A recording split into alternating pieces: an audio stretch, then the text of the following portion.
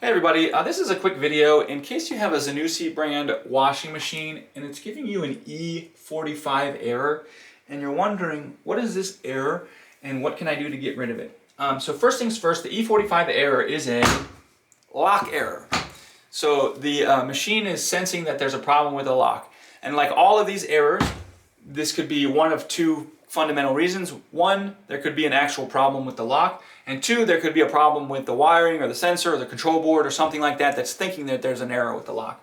Okay, so if it's one of the latter, you know, the wiring or the sensor or stuff like that, you're probably better off calling a technician.